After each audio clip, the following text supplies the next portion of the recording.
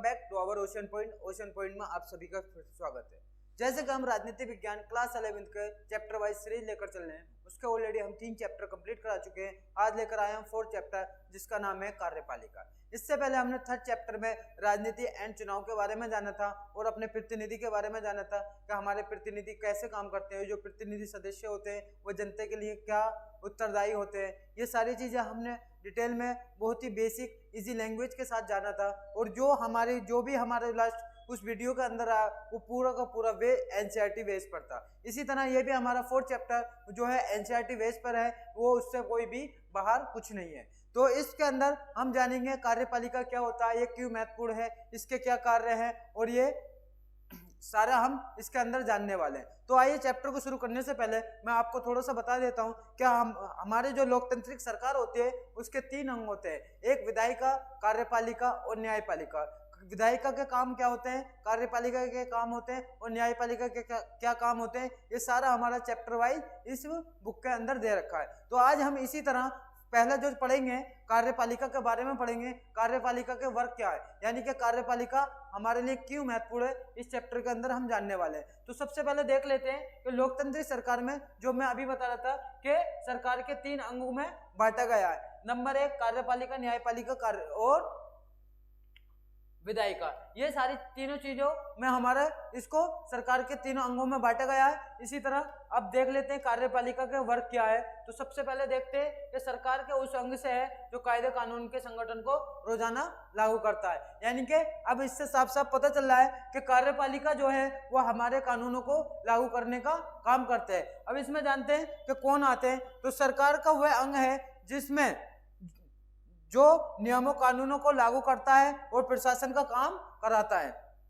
कार्यपालिका कहलाता है, कार्यपालिका विधायिका द्वारा स्वीकृत नीतियों और कानूनों को लागू करने के लिए जिम्मेदार है। यानी कि जो विधायिका जो भी पॉलिसी बनाती है उसको जो एक्सेप्ट करने के बाद जो भी लागू करने का काम होता है वो हमारे कार्यपालिका का काम होता है। अब कार्यपालिका में केवल अब देख लेते हैं, कार्यपालिका में केवल राष्ट्रपति, प्रधानमंत्री या मंत्री नहीं होते बल्कि इसके अंदर पूरा प्रशासनिक ढांचा, सिविल सेवाओं के सदस्य भी आते हैं। यानी कि इसके अंदर कोई ऐसा नहीं है कि राजनीति या पॉलिटिकल लीडर ही आते हैं जिसमें हमारे राष्ट्रपति आ गए, प्रधानमंत्री आ गए और मंत्री आ गए, मंत्रिपरिषद वगैरह, यही नहीं, उसके साथ साथ हमारे प्रशासनिक ढांचा भी होता है जिसमें हमारे ब्यूरोक्रेट, IAS ऑफिसर वगैरह भी शामिल होते हैं। तो आइए आगे देखते हैं राजनीतिक कार्यपालिका क्या है। तो पहले जान लेते हैं राजनीतिक कार्यपालिका के बारे में। तो राजनीतिक कार्यपालिका से सरकार के प्रधान और उनके मंत्रियों को सम्मिलित किया जाता है। यानी कि सरकार के प्रधान कौन होते हैं, प्रधानमंत्री हमारे सरकार के प्रधान होते हैं, वही हमारे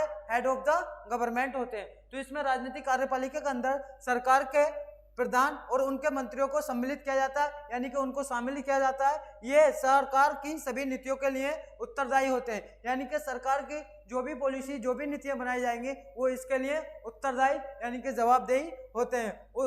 राजनीतिक अधिकारी निर्वाचित होते हैं, यानी कि जो भी आपने देखा होगा राजनीतिक जो अधिकारी होते हैं उनको हम वोट देकर निर्वाचित करते हैं, यही हमारे निर्वाचित होते हैं, स्थायी नहीं होते हैं, यानी कि ये स्थायी नहीं होते। अब जान लेते हैं स्थायी कौन होते हैं। तो स्थायी कार्यपालिका क्या है। तो इस स्थायी कार्यपालिका में जो लोग रोज रोज के प्रशासन के लिए उत्तरदायी होते हैं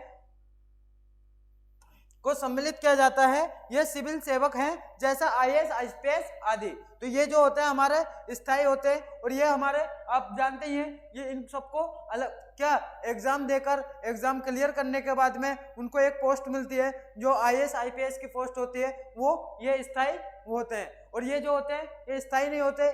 जो राजनीतिक वाले होते हैं उनको हम क्या करते हैं, अपना वोट देते हैं, वोट देकर जिस भी अपने प्रतिनिधि को यानी कि रिप्रेजेंटेटिव को हम जिता देते हैं वो बंदा हमारा कौन हो जाता है, रिप्रेजेंटेटिव, प्रतिनिधि, यानी कि वो राजनीति का सदस्य हो जाता है। अब हमने राजनीतिक कार्यपालिका और स्थायी कार्यपालिका के सदस्यों के बारे में भी जान लिया और उनके काम के बारे में भी जाना। अब आगे देखते हैं कि कार्यपालिका के कार्य मतलब कार्यपालिका के काम कौन कौन से काम है। तो आइए सबसे पहले देख लेते हैं।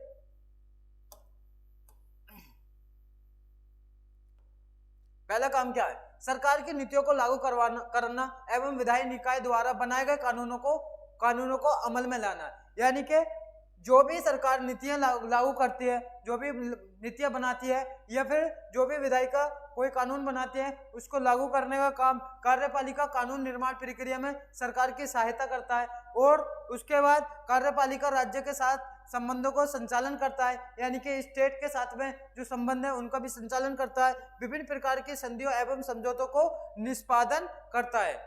साथ ही क्या होता है, सभी देशों में राज्य का अध्यक्ष देश की सशस्त्र सेना का सर्वोच्च कमांडर होता है, परंतु वो किसी भी युद्ध में भाग नहीं लेता। अब कार्यपालिका के प्रकार देख लेते हैं। अब प्रकार कौन कौन से हैं, कहां से कैसा, ये देख लेते हैं। तो पहला हम देखते हैं वास्तविक कार्यपालिका, जो ब्रिटेन और भारत के अंदर पाई जाती है। उसके बाद है नामांतर की कार्यपालिका, भारत का पीएस व ब्रिटेन का सम्राट है। और एकल कार्यपालिका यूएस और पीसीएस। बहुमल कार्यपालिका स्विट्जरलैंड में पाई जाती है। पैतृक कार्यपालिका ग्रेट ब्रिटेन, इसमें वंश परंपरा के आधार पर है। जो पैतृक होता है यानी कि वंश परंपरा के राजा का बेटा राजा बनेगा, इसी तरह वंशवाही जो चलती चली आ रही है उसे पैतृक कार्यपालिका बोल रहे हैं। निर्वाचित कार्यपालिका जो भारत और यूएस में पाई जाती है, यानी कि निर्वाचित कार्यपालिका वो कार्यपालिका होती है जिसको हम वोट देकर निर्वाचित करके जो हम पार्लियामेंट के अंदर भेजते हैं, उसी के सदस्य जो बनते हैं वही हमारे निर्वाचित कार्यपालिका होती है। संसाधनात्मक कार्यपालिका ब्रिटेन व इन जर्मनी, इटली, जापान और कनाडा में पाई जाती है। अध्यात्मक कार्यपालिका यूएस, ब्राजील और लैटिन अमेरिका। अर्ध अध्यात्मक कार्यपालिका भारत, फ्रांस, रूस और श्रीलंका। यह हमारे कार्यपालिका के प्रकार थे। अब अध्यात्मक व्यवस्था क्या है, अध्यात्मक व्यवस्था के बारे में जान लेते हैं। तो सबसे पहले देखते हैं कि अध्यात्मक व्यवस्था, तो अध्यात्मक व्यवस्था में राष्ट्रपति देश और सरकार दोनों का ही प्रधान होते हैं। यानी कि इस व्यवस्था का अंदर राष्ट्रपति जो होते हैं देश और प्रशासन, यानी कि देश और सरकार दोनों के ही हेड होते हैं। हमारे यहाँ पे क्या है, वो हेड ऑफ द स्टेट यानी कि कंट्री के हेड होते हैं। और यहाँ पे क्या है, गवर्नमेंट एंड देश दोनों के हेड हैं, प्रधान होते हैं। इस व्यवस्था में सिद्धांत और व्यवहार दोनों ही राष्ट्रपति का पद पर बहुत शक्तिशाली होता है। जैसे कि और ये कहाँ पाया जाता, अमेरिका, ब्राजील और लैटिन अमेरिका के कई देशों में यह व्यवस्था पाई जाती है। इसी तरह अमेरिका में अध्यात्मक व्यवस्था है और कार्य शक्तियां राष्ट्रपति के पास होती हैं। यहाँ पे जो है सारी शक्तियां किसके पास है, राष्ट्रपति के पास है।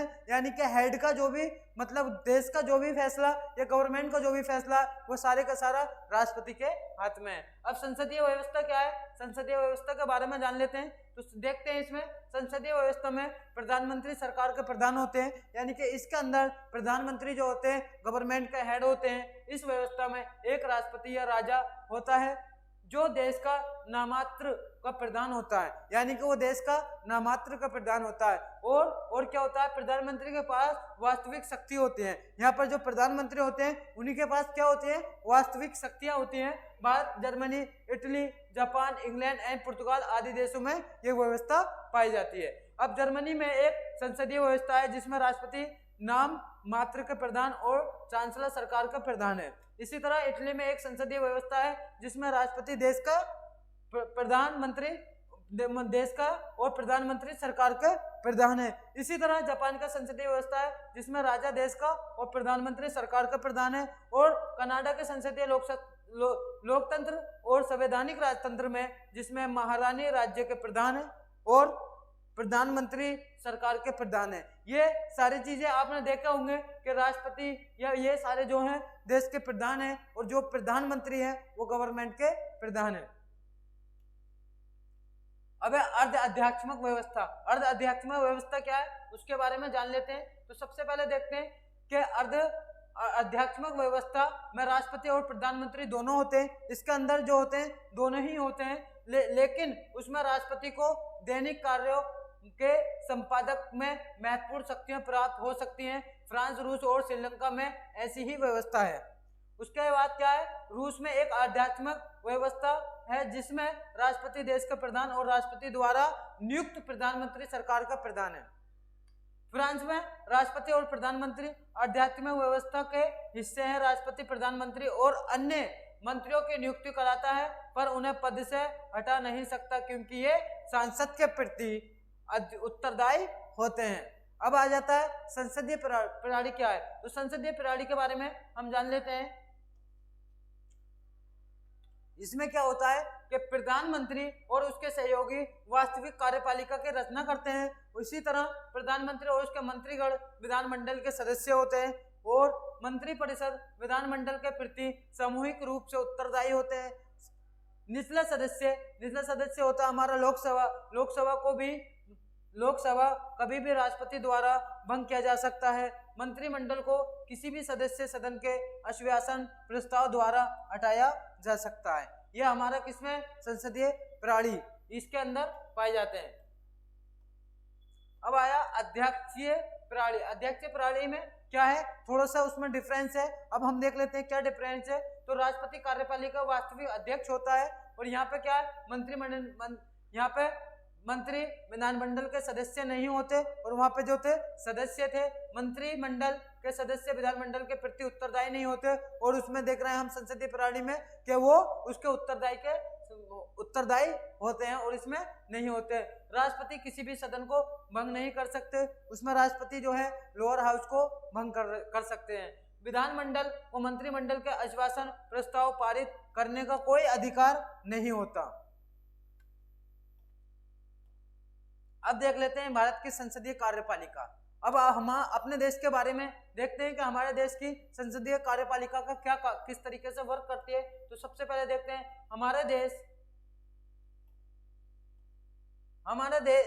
हमारे संविधान निर्माता ये चाहते हैं सरकार ऐसी हो जनता के अपेक्षाओं के प्रति संवेदनशील और उत्तरदायी हो। ऐसा केवल संसदीय कार्यपालिका में ही संभव है जो हमारे देश के अंदर है। भारत में इस व्यवस्था में राष्ट्रपति औपचारिक प्रधान होते हैं, यानी कि राष्ट्रपति एक औपचारिक तरीके से प्रधान है, लेकिन तथा प्रधानमंत्री और मंत्रिपरिषद राष्ट्रीय स्तर पर सरकार चलाते हैं। यहाँ पे जो है प्रधानमंत्री और उनके मंत्रिमंडल जो है वो राष्ट्रीय स्तर पर सरकार चला रहे हैं।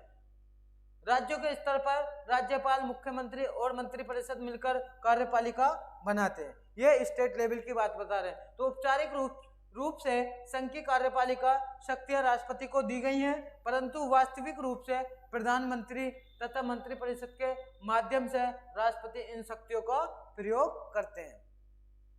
यह हमारा भारत के संसदीय कार्यपालिका के अंदर है।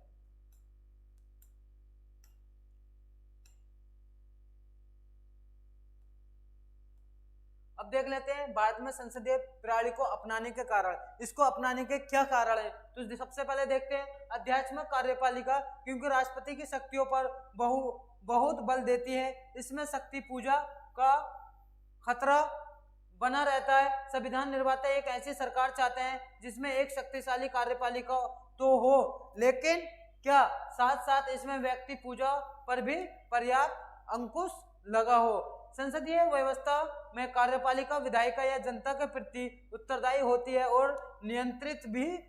इसलिए संविधान में राष्ट्रीय और प्रांतीय दोनों ही स्तरों पर संसदीय कार्यपालिका की व्यवस्था को स्वीकार किया गया है।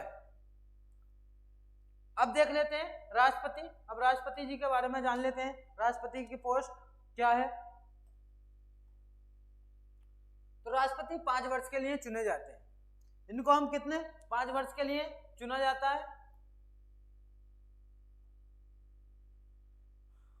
अप्रत्यक्ष तरीके से निर्वाचित संसद और विधायक करते हैं, यानी कि अप्रत्यक्ष तरीका होता है। इस तरीके से कौन, संसद और विधायक इनको चुनते हैं। और क्या होता है, ये निर्वाचन समानुपातिक प्रतिनिधित्व की प्रणाली है और एकल संकरणीय मत के सिद्धांत के अनुसार है। संसद राष्ट्रपति को महाभियोग की प्रक्रिया के द्वारा उसके पद से हटा सकती है। महाभियोग केवल संविधान के उल्लंघन के आधार पर लगाया जा सकता है, यानी कि महाभियोग अगर लगाया जाएगा तो तब लगाया जाएगा अगर किसी वजह से उन्होंने संविधान का उल्लंघन किया, तब उन पे यह महाभियोग लगाया जा सकता है।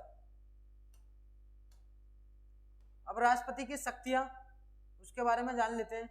इनकी शक्तियां क्या हैं। राष्ट्रपति की शक्ति और स्थिति, यानी कि राष्ट्रपति की पावर और पोजीशन, इसके बारे में हम देखते हैं। तो एक औपचारिक प्रधान है और राष्ट्रपति को वैसे तो बहुत सी कार्यकारी, विधायी, कानून बनाना, कानूनी और आपात शक्तियां प्राप्त हैं, परंतु इन सभी शक्तियों का प्रयोग वो मंत्री परिषद की सलाह पर करते हैं। यानी कि ये सारी वो उनको पावर तो दे दी गई है, लेकिन क्या होता है कि यहाँ पे जो है बिना मंत्री परिषद की सलाह के वो पावर का यूज भी नहीं कर रहे हैं। राष्ट्रपति के चुनाव के लिए उम्र और कार्यकाल, यानी कि उनकी उम्र क्या होनी चाहिए और कितना कार्यकाल। तो राष्ट्रपति का चुनाव लड़ने के लिए न्यूनतम उम्र 35 वर्ष होनी चाहिए, कि 35 एज कंप्लीट हो जाए होनी चाहिए, एवं एक चुने हुए राष्ट्रपति का कार्यकाल 5 वर्ष होता है। कोई भी पूर्व राष्ट्रपति पुनः चुनाव लड़ सकता है, यानी कि कोई भी अगर पुराना राष्ट्रपति है दोबारा चुनना चाहते हैं तो वो दोबारा वो चुनाव लड़ सकते हैं। राष्ट्रपति के विशेष अधिकार, यानी कि राष्ट्रपति के विशेष अधिकार क्या हैं, तो संवैधानिक रूप से राष्ट्रपति को सभी महत्वपूर्ण मुद्दों और मंत्रिपरिषद की कार्यवाही के बारे में सूचना प्राप्त करने का अधिकार है। सदनों को पुनर्विचार के लिए लौटा सकता है।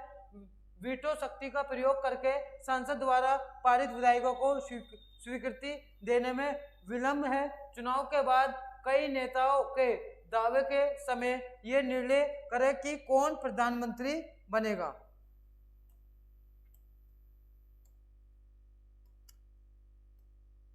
अभी आ जाता है राष्ट्रपति पे महाभियोग की क्या प्रक्रिया, मतलब उसकी प्रक्रिया, उसका प्रोसेसिंग क्या है। अगर उन पर महाभियोग लगाया जाएगा तो राष्ट्रपति को उनके पद से हटाने के लिए उनके ऊपर महाभियोग चलाया जाता है। ऐसा तब किया जाता है,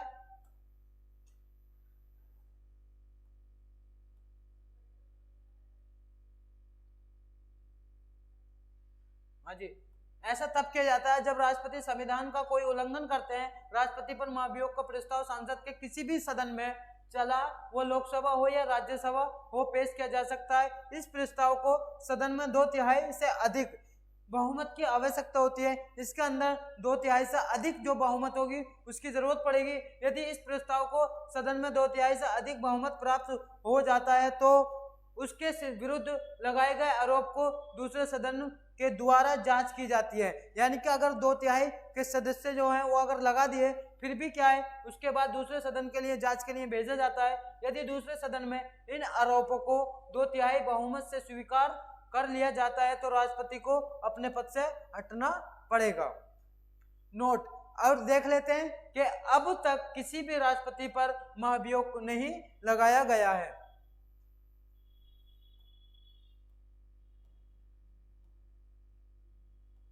आखिरकार राष्ट्रपति पद की आवश्यकता, तो आखिरकार राष्ट्रपति पद की क्या आवश्यकता है, यानी कि अब देख लेते हैं कि इसकी आवश्यकता क्यों है। क्योंकि प्रधानमंत्री ही पूरे गवर्नमेंट चला रहे हैं, पूरा ही शासन वो देख रहे हैं, तो वो सरकार का हेड है। तो यहाँ पे प्रधानमंत्री यानी कि राष्ट्रपति की आवश्यकता क्यों है। तो राष्ट्रपति की आवश्यकता के बारे में जान लेते हैं कि आवश्यकता क्यों पड़ती है। तो देखते हैं, संसदीय व्यवस्था में समर्थन न रहने पर, यानी कि संसद है, संसद के अंदर जो भी मेंबर ऑफ पार्लियामेंट है, अगर वो किसी भी प्रधानमंत्री का सपोर्ट से हट जाते हैं तो समर्थन न रहने पर मंत्रिपरिषद को कभी भी हटाया जा सकता है। तो वहां पर क्या, मंत्रिपरिषद कभी भी हटाया जा सकता है। ऐसे समय में एक ऐसा राष्ट्र प्रमुख की आवश्यकता पड़ती है जिसका कार्यकाल स्थायी हो, जो संसदीय रूप से पूरे देश का प्रतिनिधित्व कर सके। तो राष्ट्रपति के अनुपस्थिति में उपराष्ट्रपति ये सभी कार्य करते हैं। यानी कि अगर राष्ट्रपति भी नहीं है तो हमारे उपराष्ट्रपति होते हैं, तो वो सारे काम कर सकते हैं। जैसे कि अब इलेक्शन आने वाला है 2024 का, और 2024 का जब इलेक्शन का टाइम होगा, जिस टाइम पे आचार संहिता लग जाएगी, तो पूरा शासन किसके हाथ में चला जाएगा, राष्ट्रपति के हाथ में चले जाएगा। तो ये यही बोल रहे हैं कि हमें इसलिए राष्ट्रपति की आवश्यकता पड़ती है कि ऐसे टाइम पे, जिस टाइम पे कोई भी पार्टी सत्ता में न हो या कोई पार्टी को मेंबर ऑफ पार्लियामेंट का सपोर्ट नहीं रहे, उस टाइम पे वो क्या है, वो उसकी सरकार भंग हो जाती है। तो ऐसे समय में कौन उसको पूरे प्रशासन को संभालता है, तो राष्ट्रपति संभालते हैं। तो ये यही बोल रहे हैं कि इसलिए राष्ट्रपति की आवश्यकता पड़ती है। अब भारत के उपराष्ट्रपति के बारे में जान लेते हैं, जो हमारे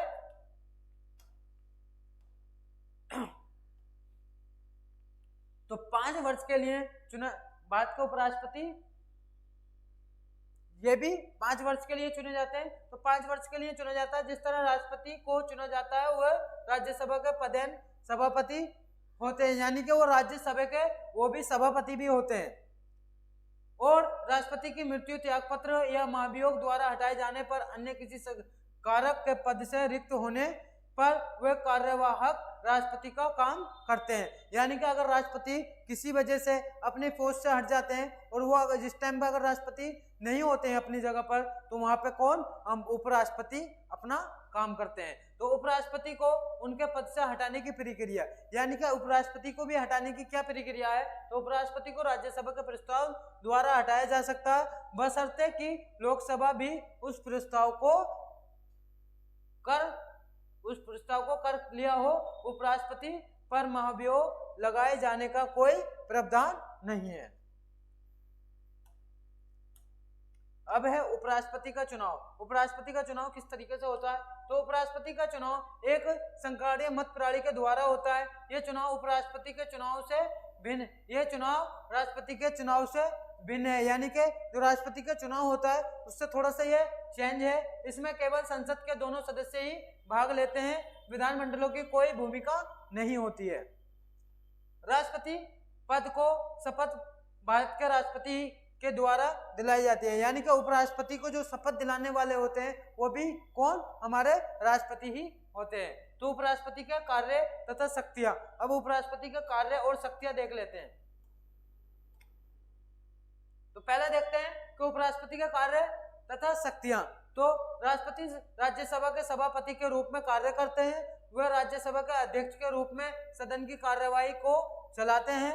राष्ट्रपति की मृत्यु पर, राष्ट्रपति के त्यागपत्र पर, राष्ट्रपति के अनुपस्थिति पर, राष्ट्रपति को हटाए जाने पर और अथवा किसी लंबी बीमारी होने पर राष्ट्रपति उपराष्ट्रपति राष्ट्रपति का पद ग्रहण कर सकते हैं। यानी कि जो भी मान लो कुल मिला के अगर जिस जगह राष्ट्रपति नहीं होंगे, किसी वजह से वो राष्ट्रपति अपने पोजीशन पर नहीं है, ये उनकी बीमारी हो गई, मृत्यु हो गई, त्याग दे दिया, मतलब वो अपने रिजाइन दे चुके हैं, तो उस जगह जो कौन है, हमारे उपराष्ट्रपति उस पोजीशन को संभालते हैं। अब प्रधानमंत्री और मंत्रिपरिषद, प्रधानमंत्री कौन होता है, मंत्रिपरिषद के बारे में जान लेते हैं।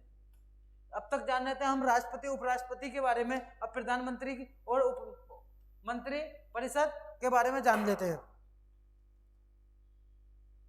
तो प्रधानमंत्री लोकसभा में बहुमत प्राप्त दल का नेता होते हैं। यानी कि जो हमारे प्रधानमंत्री होते हैं तो बहुमत प्राप्त के नेता होते हैं। क्या हमारे यहाँ कुछ सीटों का बहुमत, जब तक हमारे प्रधानमंत्री बहुमत न ले आएंगे, जब तक उनके पास बहुमत की सपोर्ट नहीं होगी, तब तक वो प्रधानमंत्री नहीं बन सकते। तो क्या बोल रहा है, प्रधानमंत्री लोकसभा में बहुमत प्राप्त दल का नेता होते हैं। जैसे ही वो बहुमत खो देते हैं वह अपना पद भी खो देते हैं। यानी कि जिस दिन मान लो उनके अंडर में जो भी हमारे उनके मेंबर ऑफ पार्लियामेंट होते हैं, उनकी पार्टी के जो भी सदस्य होते हैं, किसी वजह से अगर उनका सपोर्ट छोड़ देते हैं तो प्रधानमंत्री क्या है, अपना पद खो देते हैं।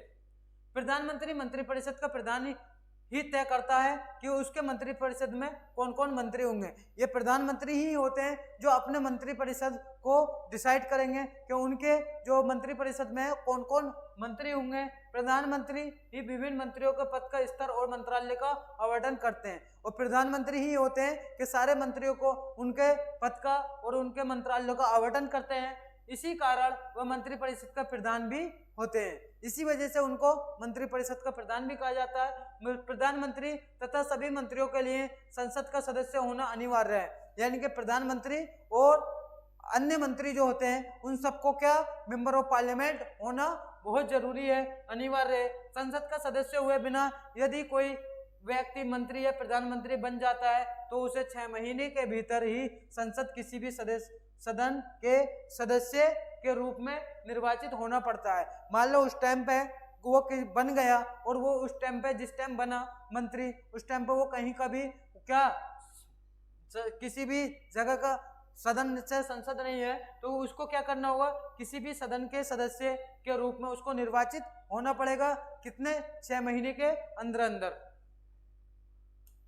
ये था हमारा प्रधानमंत्री और मंत्रिपरिषद।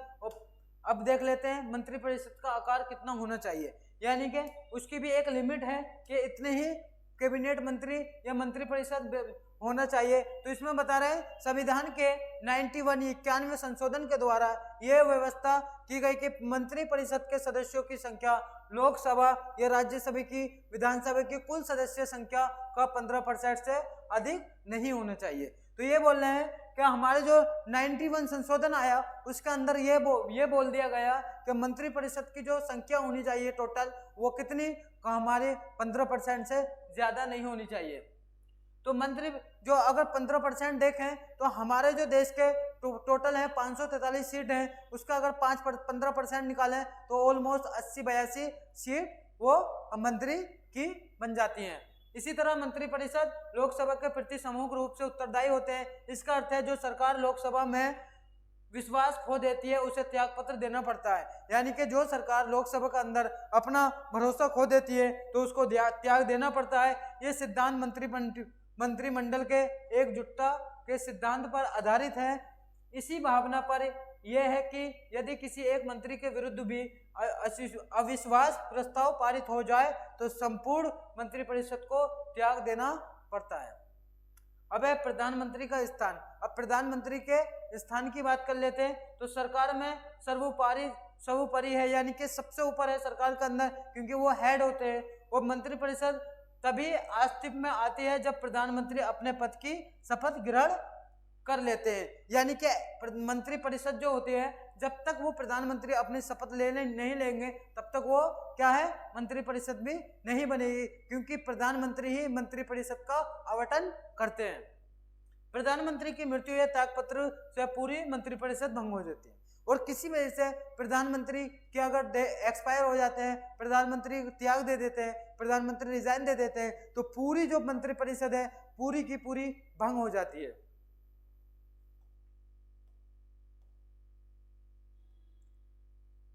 अब प्रधानमंत्री सरकार की दूरी।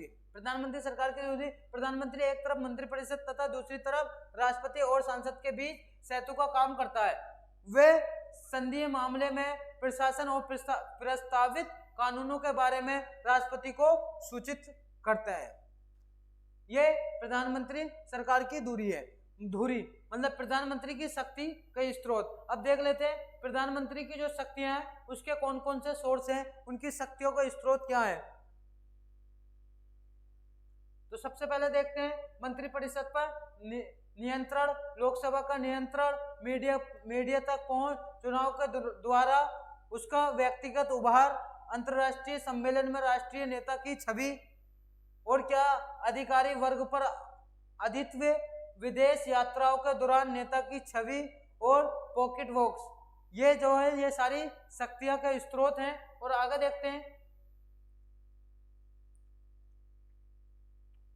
गठबंधन की सरकारों की वजह से प्रधानमंत्री की शक्तियों में काफी परिवर्तन आ गया है, यानी कि जब गठबंधन की सरकार बनती है वहां पर शक्तियों में काफी परिवर्तन आ जाता है। जैसे कि 1989 में भारत में हमने गठबंधन सरकार का युग देखा है। इसमें से कुछ सरकारें तो लोकसभा की पूरी अवधि तक भी सत्ता में न रह सकी। ऐसे में प्रधानमंत्री का पद उतना शक्तिशाली नहीं रहा जितना एक दल में बहुमत वाली सरकार में होता है। तो जब गठबंधन की सरकार बनती है तो ये गठबंधन सरकार दो पार्टियों से मिलकर या दो से अधिक पार्टियों से मिलकर जब सरकार बनती है तो जाहिर सी बात है जो उसका हेड है वो इतना पावरफुल नहीं रहेगा, क्योंकि उनको दूसरी पार्टी की भी बात मान के चलना पड़ेगी। और वो तो इतनी जैसे अपनी सत्ता पूरी फुल बहुमत के साथ में जो सरकार बनाते हैं वो अपने हिसाब से चलेंगे और वो अपने हिसाब से कोई भी फैसला लेने में ज़्यादा टाइम नहीं लेंगे। लेकिन जब गठबंधन की सरकार होती है तो वहाँ पे बहुत कुछ सोचकर और दूसरों से हमें सलाह लेकर तब फैसला लेना पड़ता है प्रधानमंत्री को। इसलिए बोल रहे हैं कि यहाँ पर प्रधानमंत्री इतने शक्तिशाली नहीं होते जहाँ पर गठबंधन सरकार होती है।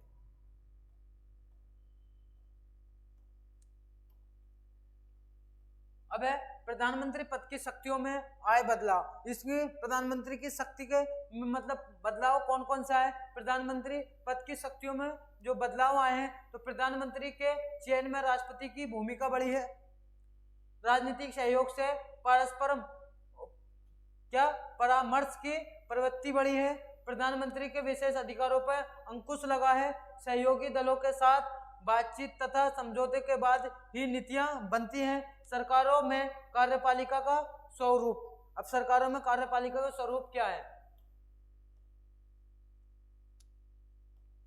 राज्यों में एक राज्यपाल होता है जो केंद्रीय सरकार की सलाह पर राष्ट्रपति द्वारा नियुक्त होता है। मुख्यमंत्री विधानसभा में बहुमत दल का नेता होता है। बाकी सभी सिद्धांत वो वही हैं जो केंद्रीय सरकार में संसदीय व्यवस्था होने के कारण लागू है।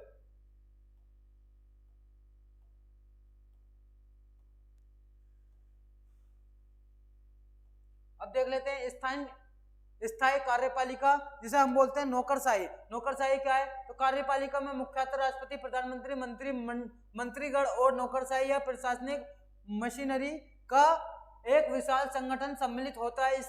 इसे नागरिक सेवा भी कहते हैं। नौकरशाही में सरकार के स्थायी कर्मचारी के रूप में कार्य करने वाले प्रशासनिक और प्रणाली अधिकारियों की नीतियों को बनाने में तथा उन्हें लागू करने में मंत्रियों को सहयोग करते हैं। नौकरशाही क्या होते हैं? भारत में एक ऐसा दक्ष प्रशासनिक मशीनरी मौजूद है, लेकिन हम ये मशीनरी राजनीतिक रूप से उत्तरदायी। इसका अर्थ है कि नौकरशाही राजनीतिक रूप से तटस्थ है। प्रजातंत्र में सरकारें आती जाती रहती हैं। ऐसी स्थिति में प्रशासनिक मशीनरी की ये जिम्मेदारी है कि वे नई सरकारों को अपनी नीतियां बांटने में और उन्हें लागू करने में मदद करें।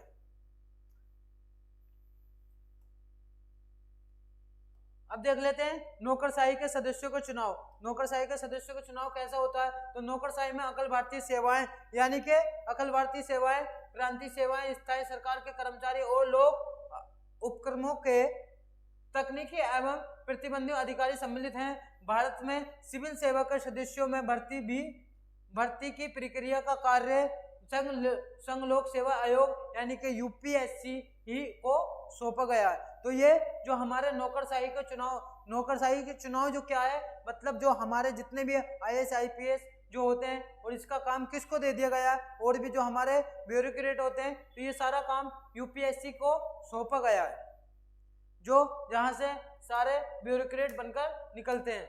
अब है लोक सेवा आयोग। लोक सेवा आयोग क्या है, इसके बारे में जान लेते हैं। तो ऐसी ही लोक सेवा आयोग राज्य में बनाए गए हैं, जिन्हें राज्य लोक सेवा आयोग कहा जाता है। इसी तरह जैसे आप सेंट्रल लेवल पे है यूपीएससी, इसी तरह यूपीपीसीएस या और भी स्टेट लेवल के इस तरीके से होते हैं। तो ये राज्य लेवल पे भी बनाए गए हैं। लोक सेवा आयोग के सदस्यों का कार्यकाल निश्चित होता है। उनको सर्वोच्च न्यायालय के न्यायाधीश के द्वारा की गई जांच के आधार पर ही निलंबित या अपदस्थ किया जा सकता है। यानी कि जो इसके जो लोक सेवा आयोग से जो सदस्य आते हैं, उनको जो कार्यकाल होता है वो न्यायाधीश द्वारा की गई जांच के आधार पर किया जाता है, और ये अपदस्थ किया जा सकता है कब? जब वो हमारे जो न्यायाधीश होंगे, जो हमारे जजेस होंगे, उसकी जांच कर लेंगे तब। तो लोक सेवकों की नियुक्ति दक्षता व योग्यता को आधार पर बनाकर की जाती है। संविधान के पिछड़े वर्गों के साथ